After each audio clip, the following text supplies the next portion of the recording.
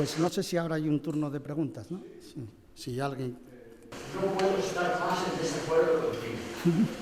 Sobre todo con la primera frase de tu charla, que dijiste que estaríamos totalmente en desacuerdo. O sea que debo decir en positivo que estoy totalmente de acuerdo con lo que nos acaba de decir. Totalmente. Y más con este final histórico, en la que falta la segunda parte, la de evitar dedicarse intensamente a modificar aquello que no depende de ti. Es la bueno, eso es... básica para el comportamiento humano. Sí, pero ahí en eso que estás diciendo, perdóname que te haga un inciso, ya se ve por dónde vas, y es un ejemplo de cómo la noción de salud y de enfermedad es cultural, cambia, etcétera, etcétera, y hay que tener cuidado con estas cosas, mucho cuidado. Déjame hacer una observación, y me baso en un ejemplo muy rápido que voy a poneros. El abogado y político catalán Miguel Roca, hace unos años, bastantes ya, le entrevistaron y le preguntaron: convénzanos, usted que es un hombre muy hábil, de unir Barcelona y Madrid mediante un canal navegable. Y dijo: facilísimo. Les voy a contar todas las ventajas. Cataluña transportará su industria textil de una manera sencilla, no habrá consumo energético de nada, Madrid podrá vendernos todo lo que sea, es decir, será una maravilla. Entonces le preguntaron: convénzanos de la barbaridad tan grande de unir Barcelona a Madrid con un canal navegable. Y dijo: nada más fácil. Vaya barbaridad hacer una obra hidráulica de absoluta complejidad con lo fácil que es transportarlo por otras vías, etc. Quiero decir con ello que lo mismo que tú nos explicas y nos dices de que la medicina no es una ciencia, con la que estoy totalmente de acuerdo, visto el esquema que nos pusiste de los 4 grupos de ciencias, la medicina es la más científica de todas las que podías poner como ejemplos, porque usa todas. Es decir, estando de acuerdo en que no hay un método científico, estando de acuerdo en que no es una ciencia, la medicina es la más llena y la más completa en componentes de todas las ciencias, si sabe utilizarlas en tecnología y en técnicas de una manera adecuada, y estando de acuerdo totalmente también con lo de la ética que nos dijiste. Es decir, puedo ver, y por eso puse el ejemplo, el vaso medio lleno, medio vacío o medio lleno, en función de cómo quiera verlo. Sí, pero no, yo no creo que esto vaya de eso, porque aquí no es que ver el vaso medio vacío o medio lleno. Quiero decir que la idea de ciencia tiene mucho prestigio, entonces pues todo el mundo quiere llamarse científico, etcétera. Bien, bueno, pues allá cada uno. El asunto es que aquí se trata sencillamente de clasificar cosas. Entonces, la medicina está guiada por principios prácticos, como puede estar guiada una ingeniería o cosas por el estilo. Y eso es lo que organiza el campo. Eso es lo que organiza el campo y lo que organiza todos esos conocimientos tan heterogéneos que son científicos, tecnológicos, técnicos, etcétera, etcétera. Y lo que organiza el campo es ese fin práctico, y un fin práctico que tiene que estar gobernado por la ética. Eso es así, desde Hipócrates. Dígame. Muchas gracias. Fascinante conferencia que tenemos la suerte que está grabada, yo necesito verla varias veces. Y quiero preguntarle, yo creo que los médicos tienen los médicos tienen dos funciones, una el diagnóstico y el tratamiento. Para el diagnóstico, a través de signos y síntomas, los signos pueden ser tecnológicos, saber si lo que ven realmente es lo que hay. Lo que ven es lo que hay, la cuestión de la veracidad. Y lo otro, pues tiene que ver con las causas. ¿Qué causa esto y cómo puedo yo causar, modificar con otros elementos el curso natural de la enfermedad? Y entonces en esta segunda parte quiero que usted me ayude a entender eso.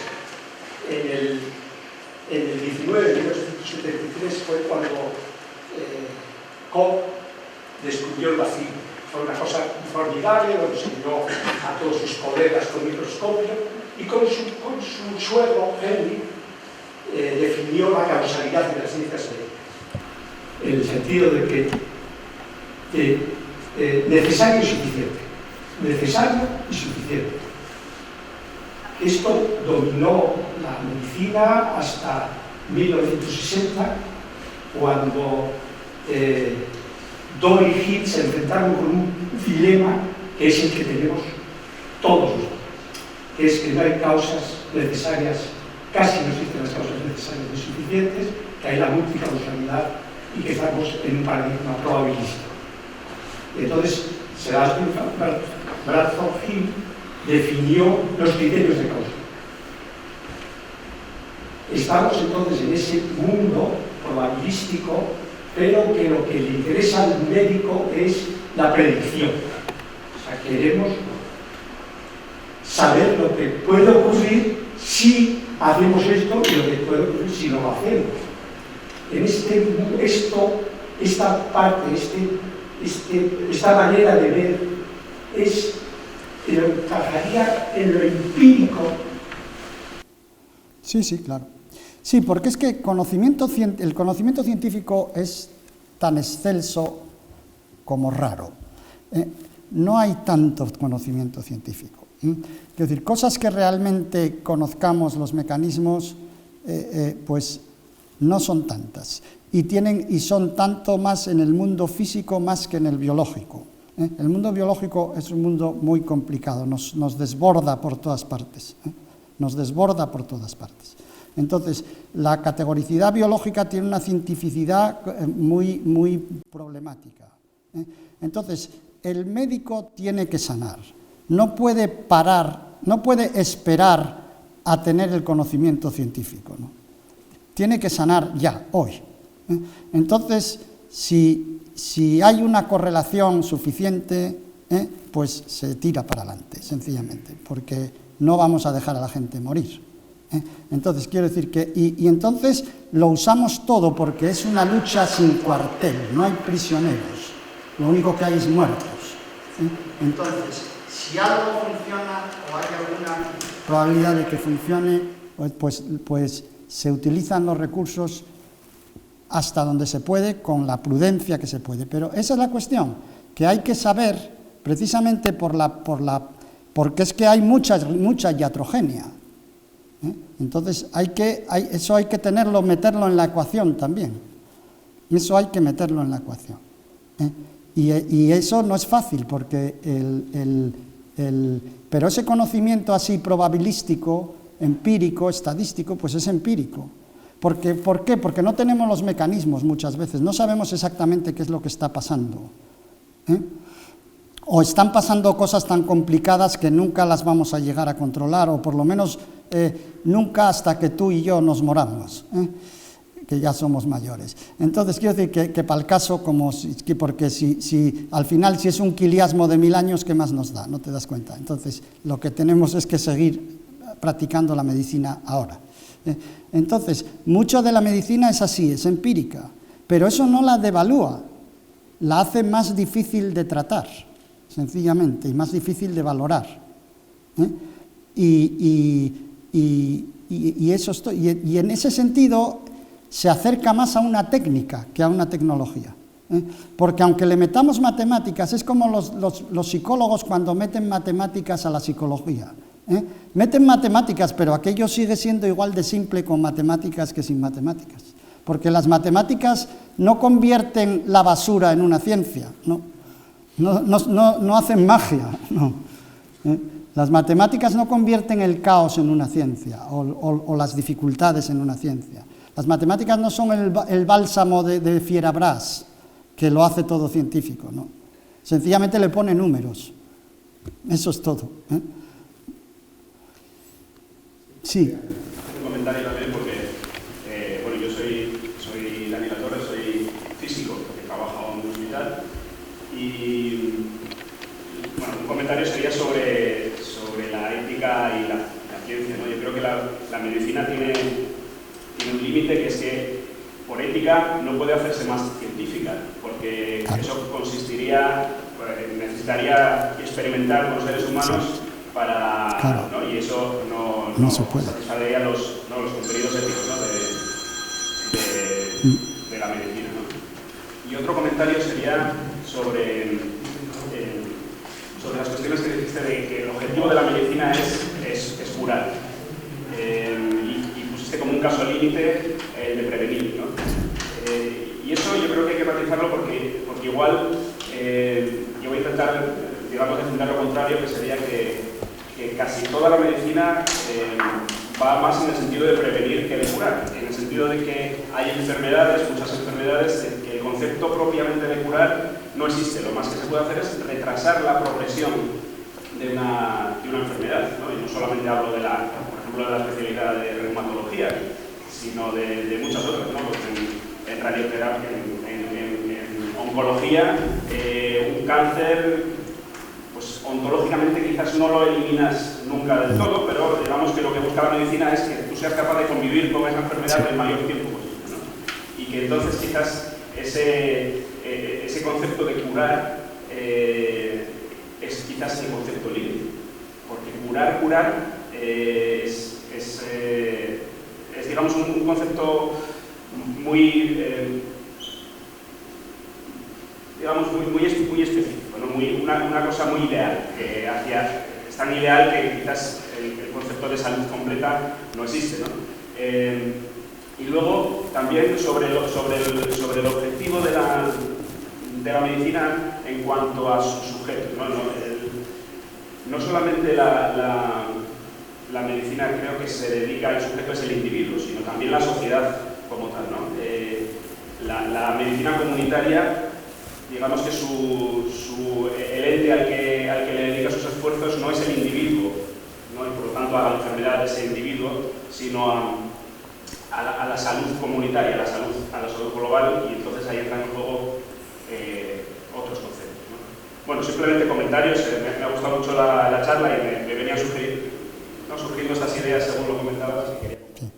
Bueno, vamos a ver, la primera cuestión, efectivamente es así, claro, las investigaciones con humanos, después de todos esos asuntos dolorosos de Tuskegee, etcétera, pues bien, pues no se puede hacer y tiene unos límites éticos. Ahí se ve otra vez cómo la ética está actuando, ¿no? Y eso también impone límites a la medicina, algunos límites. Pero bueno, hay otros límites que no todos los límites tienen que ver con eso, ¿eh? Hay muchos límites de la medicina que son propiamente ontológicos, de la propia ontología de los organismos vivos. Entonces, y luego lo otro, pues siento estar en cordial desacuerdo. Vamos a ver, el concepto de salud comunitaria es un concepto mal formado, como si dices nieve frita. Es una cosa que no puede ser. La comunidad no tiene salud, tienen salud los individuos, ¿eh? Entonces, la comunidad puede tener salud política, si se quiere, o cosas por el estilo, si de alguna manera, aunque también es problemático, ¿eh? Quiero decir que yo no creo que ese concepto sea un concepto bien formado. Y luego, la cuestión de la medicina preventiva, eso no obsta para que haya que mejorar los hábitos de higiene y los hábitos que afectan la salud de la población. No, eso es otra cosa, pero los hábitos de higiene y de la salud de la población, aunque el político los maneja agregados, de hecho luego están distribuidos en sujetos que hacen unas cosas o que hacen otras, o sea que no están agregados. Agregados los maneja el político porque los maneja de una manera pues estadística, sencillamente, ¿no? Bien. Y el problema y yo creo que efectivamente hay enfermedades y se curan enfermedades, o sea que su posición me parece que está radicalmente equivocada. Quiero decir que una enfermedad infecciosa pues se cura, sencillamente, ¿eh? Y una enfermedad traumatológica, por ejemplo, pues muchas veces se cura también, ¿eh? Hasta unos niveles pues en que se restablece la funcionalidad del sujeto, y ya está, que es lo que se trata, porque no se trata de que el sujeto vaya a la tumba como nació, sencillamente es que vaya funcional, ¿eh? Bien, entonces, si se restablece la funcionalidad, pues la funcionalidad es el criterio de la salud, ¿eh? Entonces, es mentira que los médicos no curen. Claro que curan. Claro que curan. Y luego, cuando no curan, pues pueden ayudar a que la persona tenga la mayor funcionalidad posible. Pues con tratamientos sintomatológicos, con indicaciones, etcétera, etcétera, etcétera. O sea que yo creo que el núcleo de la medicina está ahí. Y en última instancia acompañar. Quiero decir que usted de alguna manera nos está diciendo aquella definición cínica de medicina, de que los médicos son los que acompañan al hombre a la muerte con palabras griegas. Pues no, los médicos curan. Y precisamente porque son capaces de curar y de hacer esa transformación, por eso la medicina es lo que es. Y cada vez curan más, además, o sea que el tiempo le va a ir quitando la razón. Eso además. Entonces, y luego, la otra cuestión es que la definición de medicina, de salud de la Organización Mundial de la Salud es un desastre. Eso es una... Vamos, el que lo inventó debería de estar en la cárcel, porque quiero decir que si hubiera que poner un ejemplo de pensar mal, es eso. Porque según esa definición todos somos enfermos. Es como el Dr. Noff y el triunfo de la medicina, ¿no? Eso es lo que decía antes, que todo hombre sano es un enfermo que se ignora. Pero no es así. Estamos sanos. Y si podemos, no vamos al médico. ¿Se da cuenta? Bien. Dígame. Bueno, primero, yo considero que la filosofía es muy importante y como saber de segundo orden y esas películas que no muy suavemente. Y la pregunta que yo quería hacerle es, ¿cuál cree usted que es el estado de salud de la filosofía espontánea de los médicos, clínicos y de... Bueno, los clínicos, ya digo, vamos a ver.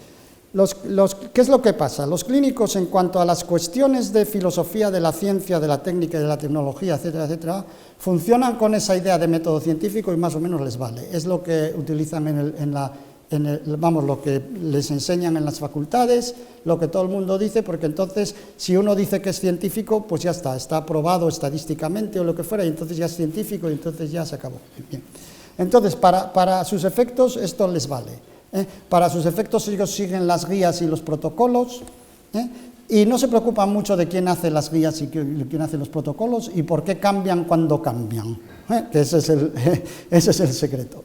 Entonces es normal, porque uno si está haciendo una actividad que es práctica, pues necesita guías y necesita protocolos y no puede pararse a pensar todo el tiempo y a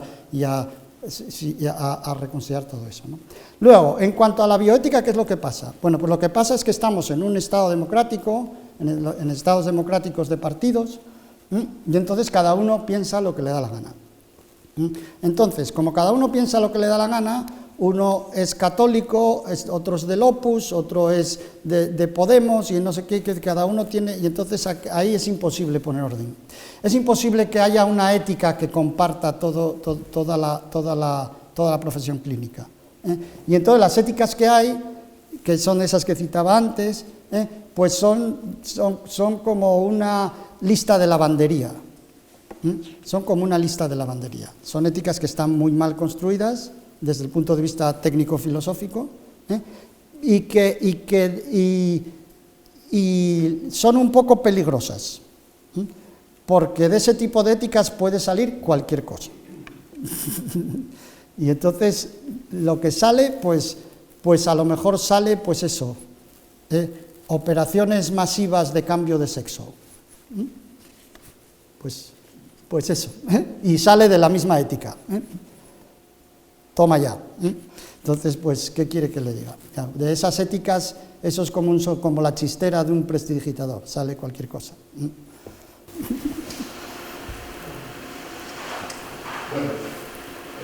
vamos a empezar con, si no hay ninguna pregunta más, yo creo que Luis ahora mismo acaba de terminar en lo que podría ser otra invitación a Carlos, que sería justamente de ética, o de campo por otro lado,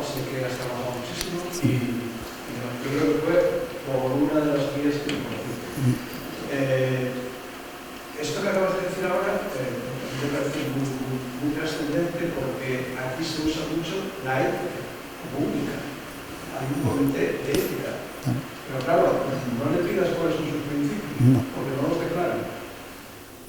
Es que no puede, porque eso es como cuando se estaban haciendo la Declaración de los Derechos del Hombre, no sé quién fue, qué filósofo fue, no recuerdo yo si, que dijo, bueno, vamos a hacer esta declaración con estos principios, este articulado, Maritain, pero que nadie nos pregunte por los principios, porque si nos ponemos a discutir sobre los principios no hacemos la declaración, ese es el asunto. Bueno, entonces agradecerle al profesor Pedro González, a todos los asistentes, vamos a editar la grabación y bueno, estará disponible en la web del ISPA y en las redes en general, o sea que bueno, dentro de unos días nos pueden ustedes localizar fácilmente en internet, como otras muchas conferencias de David, hace ya muchos años incluso.